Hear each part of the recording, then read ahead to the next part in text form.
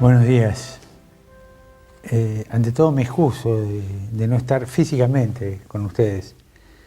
Resulta que cuando me llegó esta invitación ya tenía comprometido estos días para un encuentro ecuménico en Buenos Aires. De todos modos, Monseñor Bargalló me invitó a tener esta charla televisada y con gusto lo hago. Una manera de acompañar y sobre todo una manera de expresar mi respeto por lo que es Cáritas.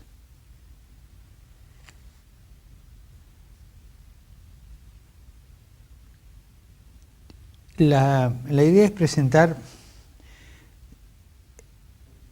qué es Cáritas a la luz del documento de Aparecida. La palabra Cáritas como institución aparece una sola vez en el documento, pero lo que tiene que hacer Cáritas aparece reiteradamente y bajo diversos enfoques. Y ahí está la riqueza que tiene este documento. Pero ante todo quisiera marcar como 3 columnas que tiene la quinta conferencia del Episcopado Latinoamericano en Aparecida.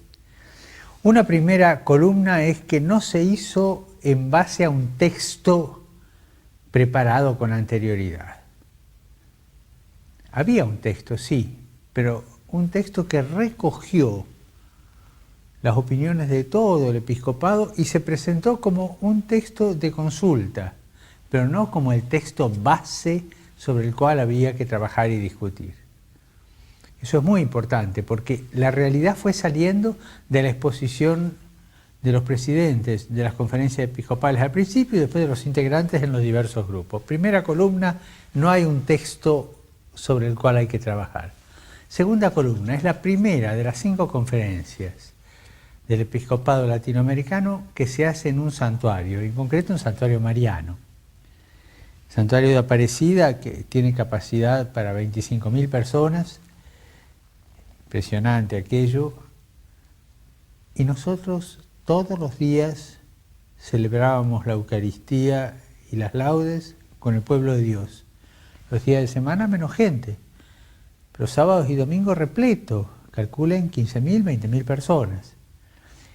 Nosotros los obispos que estábamos reflexionando sobre qué decir hoy a América Latina, cómo comprender mejor hoy a América Latina. Y después, los trabajos que se hacían eran debajo del santuario, en las instalaciones que tiene para los peregrinos, que con paredes de Durlock se había reacondicionado para que hubiera una sala grande y salas de reflexión, etc.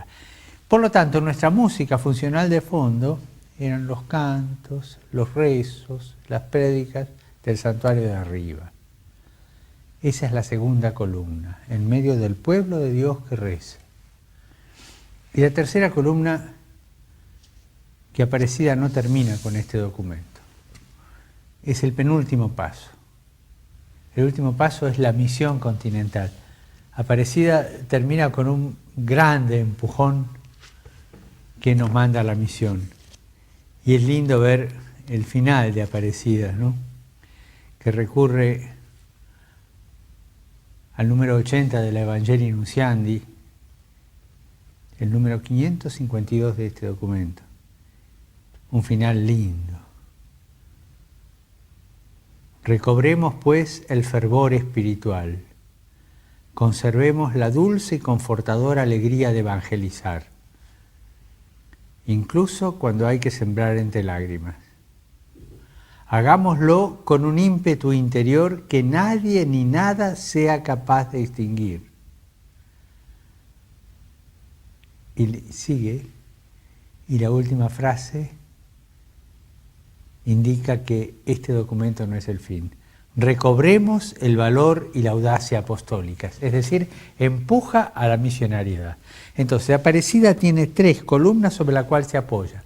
No tiene un texto base preparado previamente, sino que la vida viene allí. Segundo, se hace en un santuario mariano, en medio del pueblo de Dios, y como música funcional, la del pueblo de Dios. Tercero, no termina en un documento, sino en una misión. Bueno, esta breve presentación de Aparecida ya para encuadrar lo que es Cáritas según la mentalidad de este documento. El método que usa Aparecida es el método de ver, juzgar y obrar. Pero ver la realidad con ojos de creyente, de discípulo. Y por eso se entiende que los primeros números, el 19 enuncia el método, el número 20 al 32, son una confesión de nuestra pertenencia a Jesucristo, son una alabanza a Jesucristo, porque el episcopado latinoamericano en Aparecida fue bien consciente que no hay hermenéuticas asépticas, y la realidad siempre se mira con ojos teñidos de alguna postura sociológica, ideológica, y nosotros lo vamos a ver con ojos teñidos de discípulos, somos discípulos que miramos la realidad. Aparecida es un mensaje creyente y para creyentes.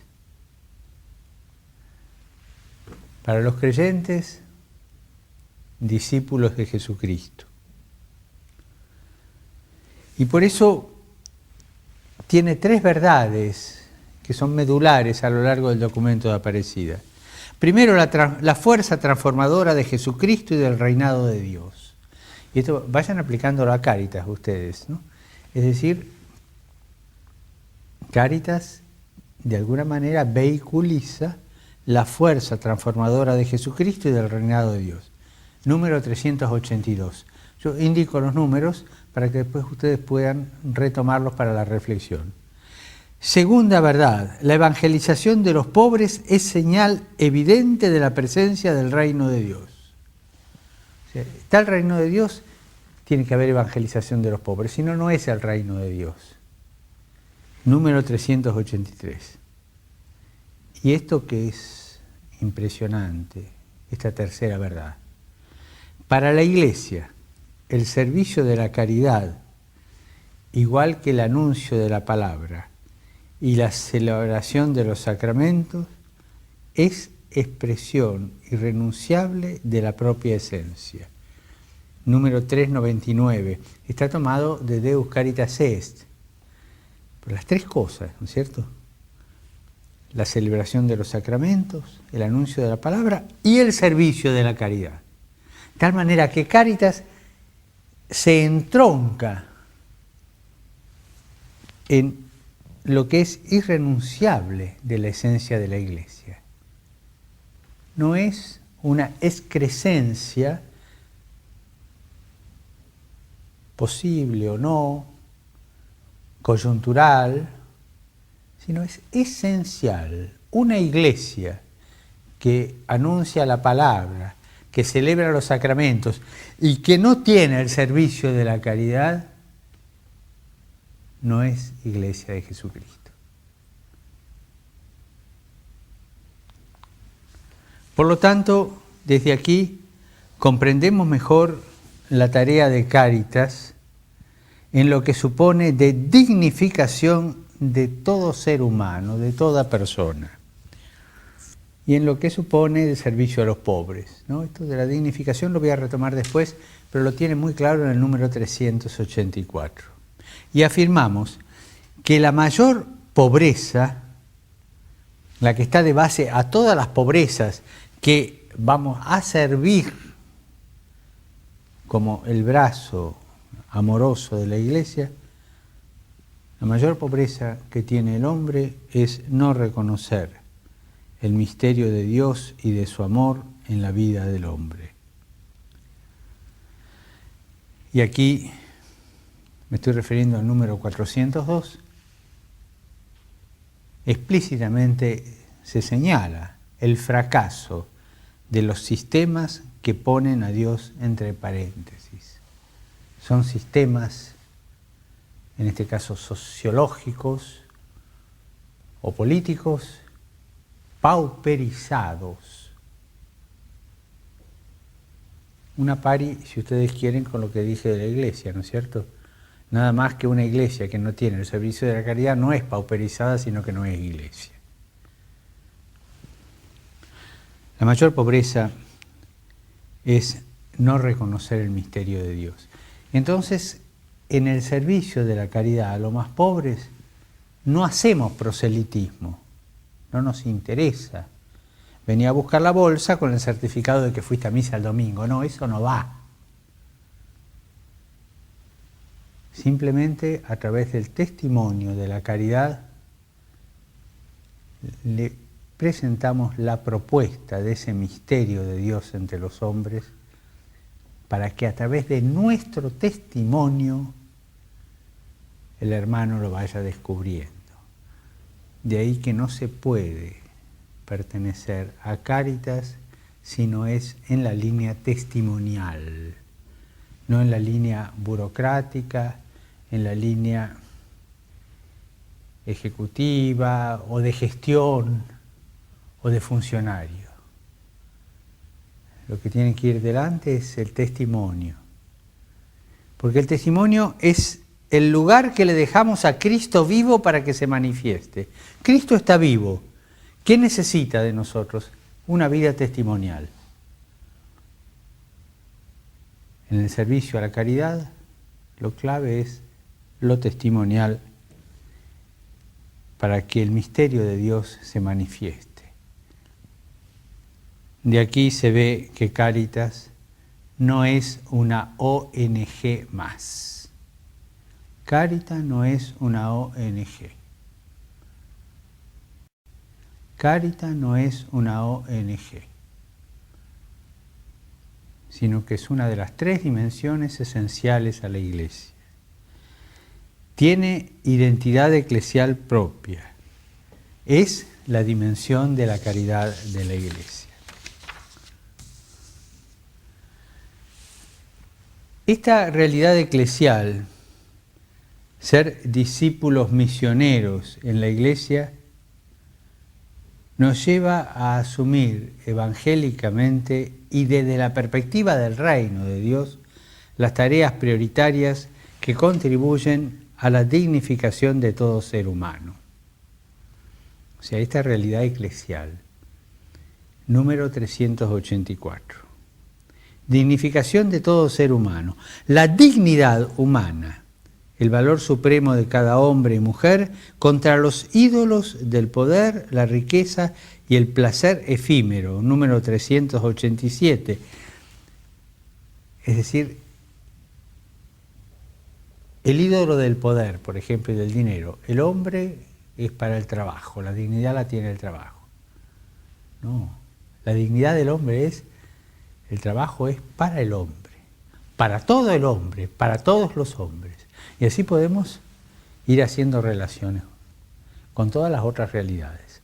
El centro es la dignidad de la persona, que adquiere su valor supremo, la dignidad de Jesucristo.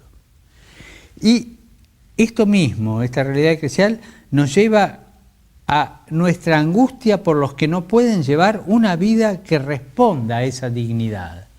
La angustia cristiana por aquellos que no pueden alcanzar esta dignidad, que no la pueden vivir, que han sido despojados por los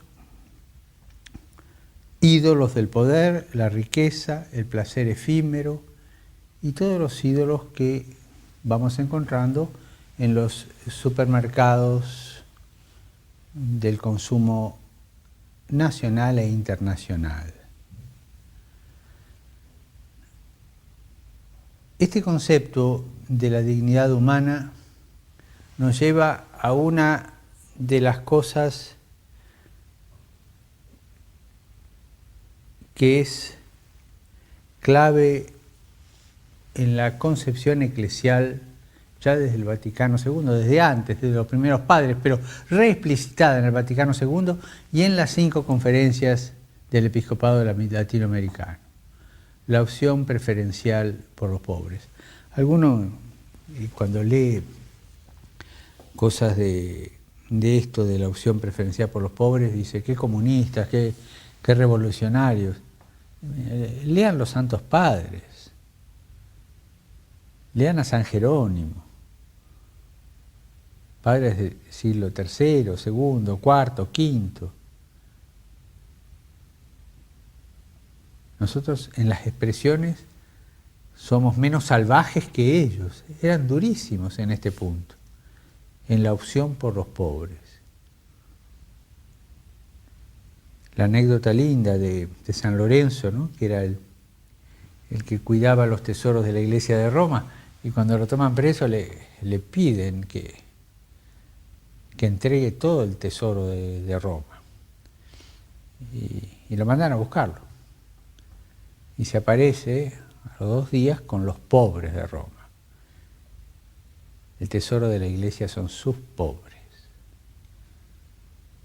Y eso es válido desde el primer momento hasta ahora. Por eso la opción preferencial por los pobres encaja en la dinámica de Cáritas como algo muy natural, no como un invento latinoamericano de teologías cuestionadas. La opción preferencial por los pobres es uno de los rasgos que marca la fisonomía de la Iglesia latinoamericana y caribeña, en el número 391. Y está implícita en la fe en Jesucristo, que se hizo pobre para enriquecernos con su pobreza. Nace de la fe en Jesucristo. Es una opción no excluyente ni exclusiva, pero es opción medular y clave. Número 392. ¿Cómo concibe Aparecida esta opción preferencial por los pobres?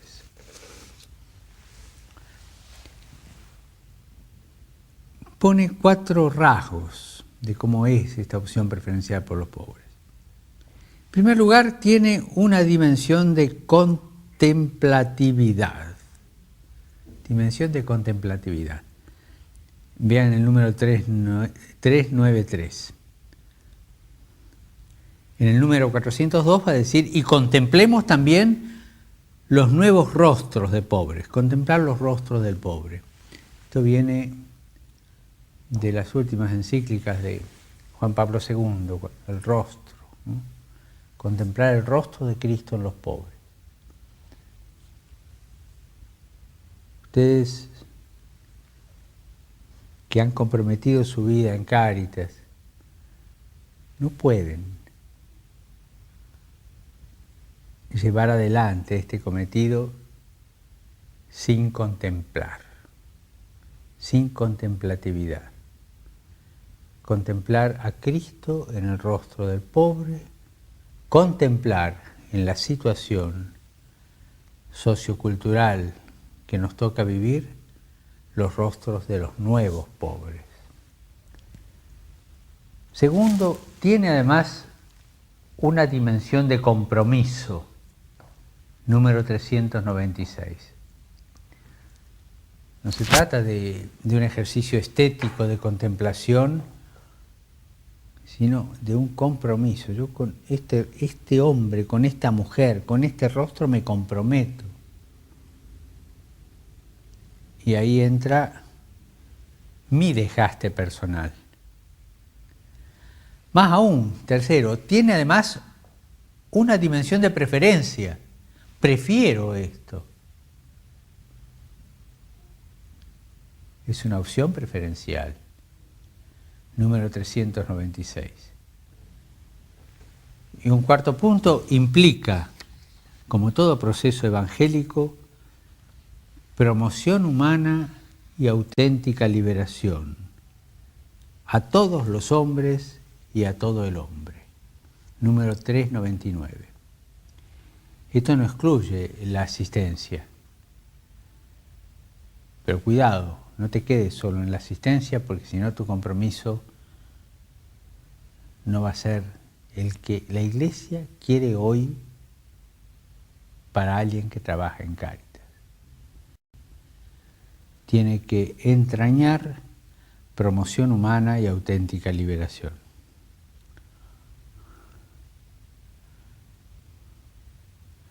Y esto te va a llevar a una vida que está en contra de la defensa de nuestros espacios de privacidad y de disfrute. Número 397. El que entra en esta dinámica de Cáritas, de la opción preferencial por los pobres, tiene que renunciar a esos espacios de privacidad y de disfrute. Esto no quiere decir que todos tengan que vivir así, pero vivir para el disfrute, para pasarla bien, la renuncia básica.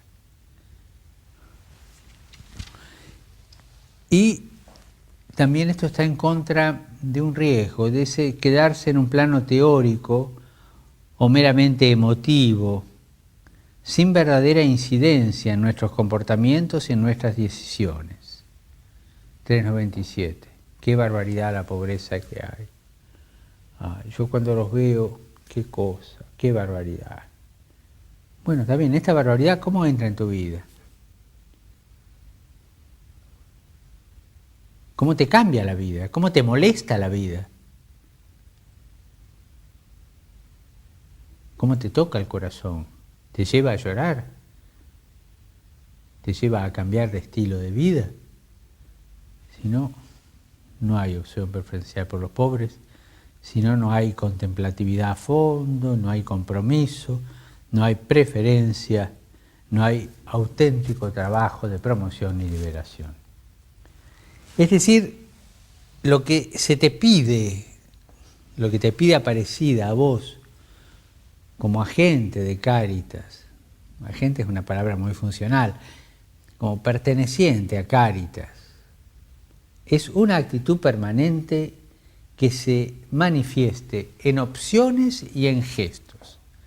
Gestos concretos. Lo que te pide a vos la Iglesia, si entras por esta dimensión de la caridad y del servicio, es lo concreto, evitando toda actitud paternalista, número 397, haciéndote compañeros de camino de nuestros hermanos más pobres, número 396, y compartir tu tiempo con ellos, número 397, hacerme compañero de camino.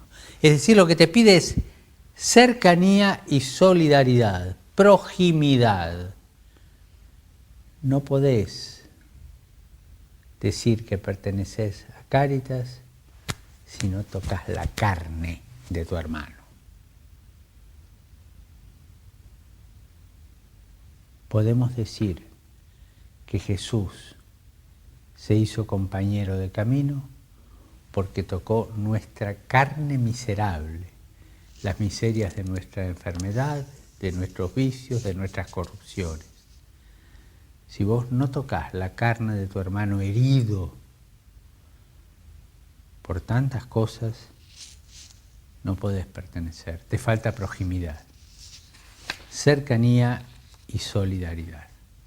Quiero tocar estas dos actitudes. Cercanía. Solo la cercanía que nos hace amigos nos permite apreciar profundamente los valores de los pobres de hoy, sus legítimos anhelos y su modo de vivir la fe. La opción preferencial por los pobres debe conducirnos a la amistad con los pobres. Número 398. La cercanía te tiene que comprometer el afecto, te tiene que llevar a la amistad con los pobres.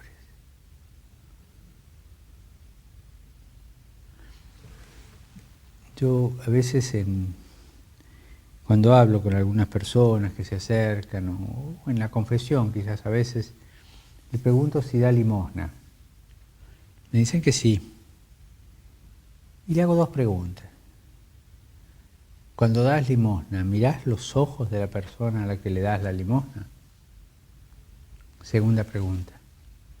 Cuando das limosna, ¿tocas la mano de quien le da la limosna o le dejás caer la moneda y después haces así?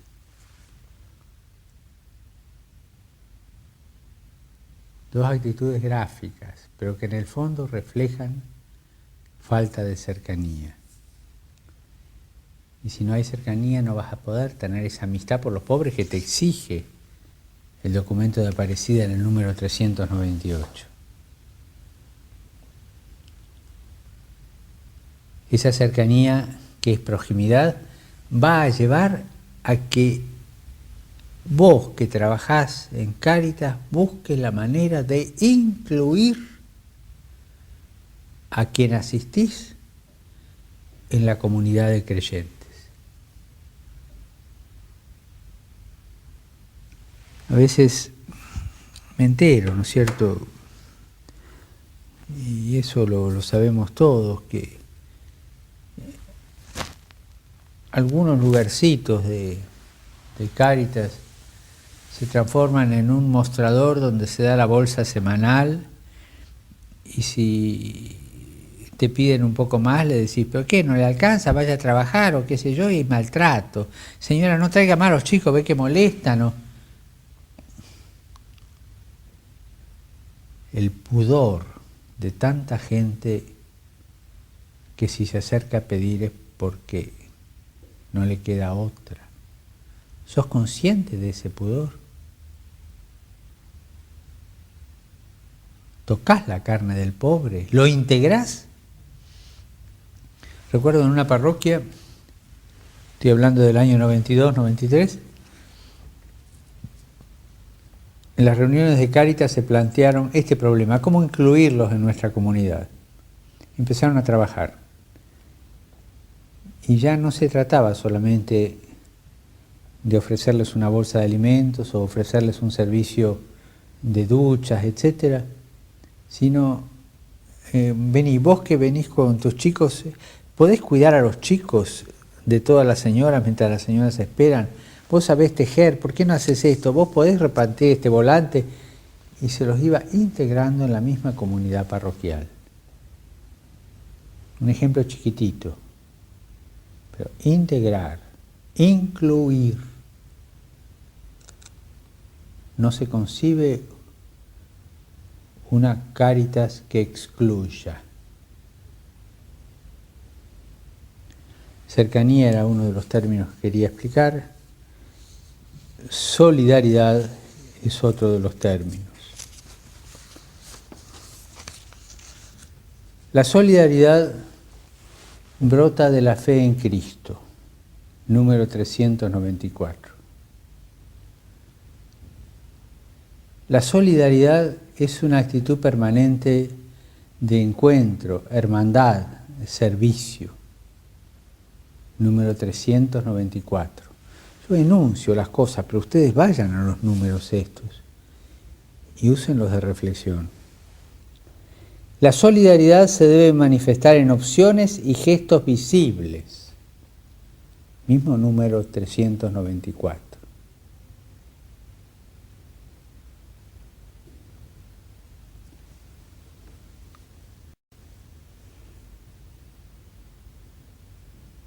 En un centro de Cáritas, perdonen esto que quizás le ofendo a alguno, pero no quiero ofender, demuestro los peligros, lo difícil que es hoy día llevar adelante esta dimensión caritativa de la Iglesia. En un centro de Cáritas había que hacer un festejo de uno de los miembros y hicieron el festejo en uno de los 36 restaurantes que están en Puerto Madero, acá en Buenos Aires. No sé, donde la cena más barata serán 250 pesos por cabeza. 36 restaurantes que están a 1 kilómetro de un tugurio, una villa naciente.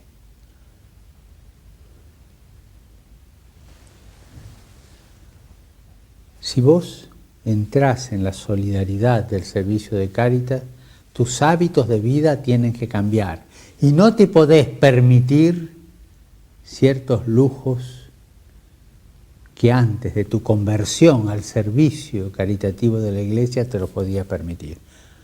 Padre, usted es comunista. No. Por ahí sí, yo creo que no. Yo interpreto lo que la Iglesia te pide. Cáritas a vos te pide una renuncia y te pide pobreza espiritual. Tu solidaridad te tiene que llevar al gesto visible de la pobreza espiritual.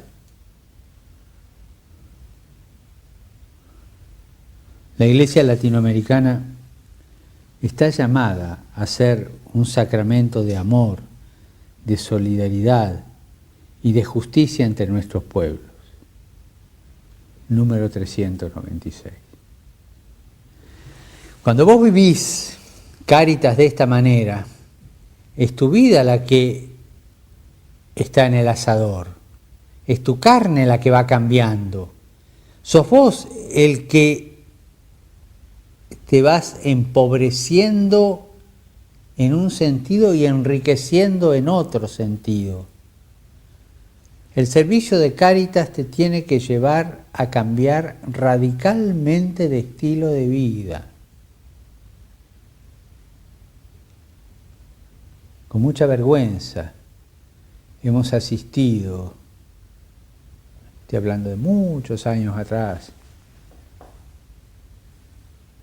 a cenas de recaudación de fondo de Cáritas, cenas lujosas, donde se rifaban joyas y cosas fastuosas.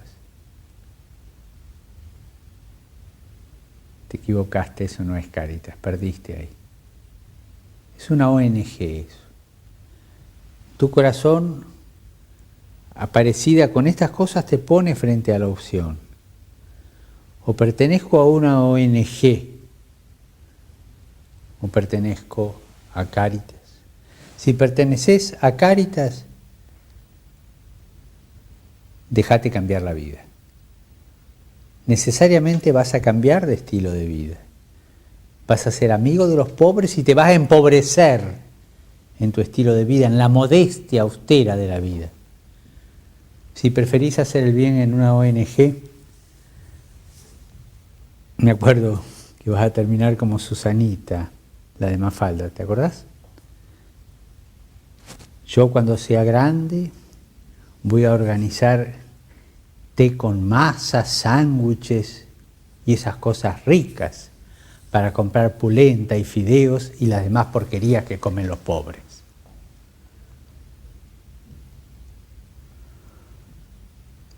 Cuando vos entrás en esta dinámica de conversión interior, de cambio de estilo de vida, de cercanía y solidaridad a la carne de tu hermano, ¿no? Cuando no te avergonzás de la carne de tu hermano, entonces se te amplía el horizonte y se te manifiesta el rostro de Jesucristo. Y la contemplatividad de buscar a Cristo en el rostro del pobre, de golpe, es la contemplatividad del rostro del Señor. Para esto hace falta mucha oración.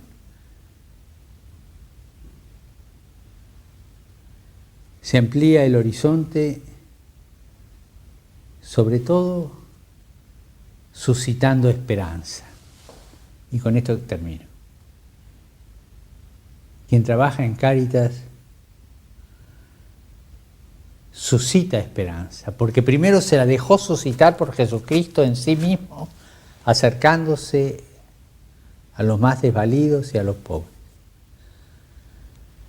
La Iglesia está convocada a ser abogada de justicia y defensora de los pobres ante tantas intolerables desigualdades sociales y económicas que claman al cielo. Me estoy refiriendo al número 395. La doctrina social de la Iglesia es capaz de suscitar esperanza en medio de las situaciones más difíciles. Porque si no hay esperanza para los pobres, no la habrá para nadie, ni siquiera para los llamados ricos, audaz. Si vos no sos capaz, con esta actitud de conversión interior y de entrega que nos presenta Aparecida, si no sos capaz de suscitar esperanza entre los pobres, tampoco la vas a tener vos. y vas a vivir en el día, en la satisfacción del día, llenando tu día con pequeñas satisfacciones, sin horizonte. Vas a ser un cristiano de coyuntura. Hoy, que no me falte nada, tener esto, que me divierta aquí. La opción preferencial por los pobres nos pide que prestemos especial atención a aquellos que son responsables de cambiar las estructuras. Abrir también esperanza a aquellos hombres y mujeres responsables de cambiar las estructuras injustas, hombres y mujeres que trabajan en la sociedad y que no conocen esto que la Iglesia pone como justicia social. Se te abre un horizonte que empezó con el pobre que empezaste a asistir, después empezaste a acompañarlo, después empezaste a quererlo, después empezaste a involucrarte en su vida y él involucrarte en la tuya, empezaste a incluirlo y abrís el horizonte dándole esperanza a él y él te la da a vos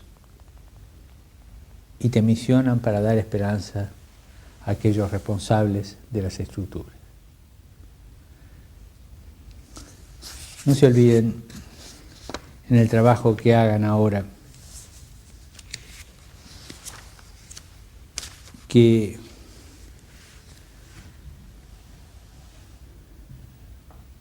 Benedicto XVI nos dijo que el servicio de la caridad,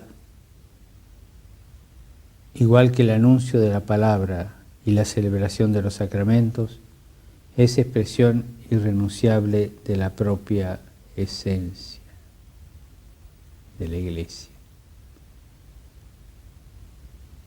Lo encuentran en el 399. No creas que sos católico o católica porque vas a misa los domingos, te confesás de vez en cuando, y haces alguna obrita de caridad y venís a Cáritas y después vivís mundanamente.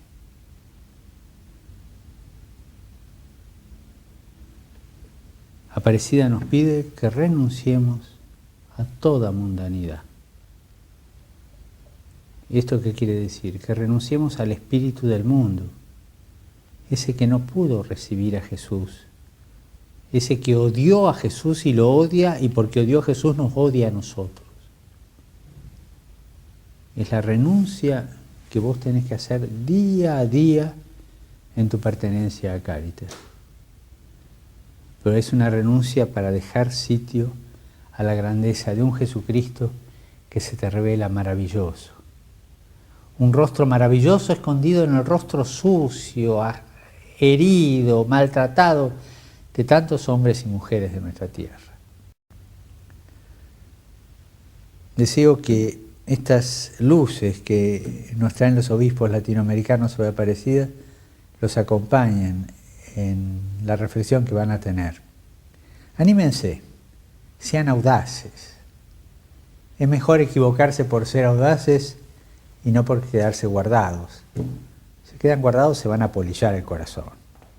Sean audaces. Anímense. Vale la pena. Después de todo, la vida es corta y si estás en esto, vivila con plenitud. Les deseo lo mejor y muchas gracias por lo que ustedes hacen y lo que van a seguir haciendo en la Iglesia. Buenos días.